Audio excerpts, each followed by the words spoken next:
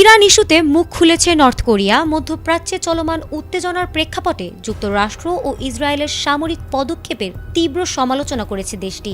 এক বিবৃতিতে এসব হামলাকে অবৈধ আগ্রাসন ও আন্তর্জাতিক আইনের লঙ্ঘন হিসেবে আখ্যা দেওয়া হয়েছে। রাষ্ট্রীয় বার্তা সংস্থা KCNA এর বরাতে দ্য ডিপ্লোমেট জানিয়েছে, নর্থ কোরিয়ার পররাষ্ট্র মন্ত্রণালয়ের এক মুখপাত্র গভীর রাতে প্রকাশিত বিবৃতিতে যুক্তরাষ্ট্র ও ইসরায়েলের পদক্ষেপকে সরাসরি আগ্রাসী যুদ্ধ বলে উল্লেখ করেছেন। এতে বলা হয়, ইরানের জাতীয় সার্বভৌমত্বের ওপর চালানো হামলা আন্তর্জাতিক নীতিমালার পরিপন্থী এবং আঞ্চলিক স্থিতিশীলতার জন্য হুমকি। বিবৃতিতে যুক্তরাষ্ট্রকে আধিপত্যবাদী ও গ্যাংস্টার চরিত্রের দেশ হিসেবে অভিহিত করে বলা হয়েছে, ইরানের বিরুদ্ধে সামরিক অভিযান পূর্বানুমিত ছিল, তবে নর্থ কোরিয়া সরাসরি ইরানকে সামরিক সহায়তা দেওয়া বা পাল্টা কোনো পদক্ষেপ নেওয়ার ইঙ্গিত দেয়নি। বিশ্লেষকদের মতে এ কারণে বিবৃতিটিকে কূটনৈতিক কৌশল হিসেবেই দেখা হচ্ছে।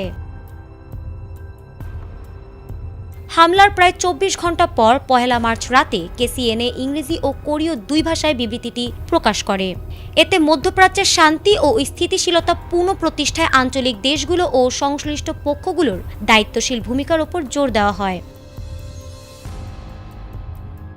এছাড়া নর্থ কোরিয়া পুনরায় জানিয়েছে, যুক্তরাষ্ট্র যদি দেশটিকে পারমাণবিক শক্তিধর সার্বভৌম রাষ্ট্র হিসেবে স্বীকৃতি দেয় তবে আলোচনায় বসতে তারা আগ্রহী। তবে একই সঙ্গে যুক্তরাষ্ট্রের সামরিক চাপ অব্যাহত থাকায় পরিস্থিতি আরও জটিল হয়ে উঠতে পারে বলে ইঙ্গিত দেওয়া হয়েছে। ফারহানা হক, ATN বাংলা।